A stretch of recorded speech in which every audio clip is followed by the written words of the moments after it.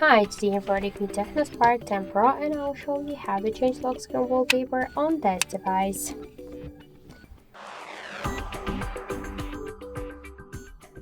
So open first the settings application and tap to personalization. Here you could use online wallpapers, photos from your device gallery or regular static wallpapers.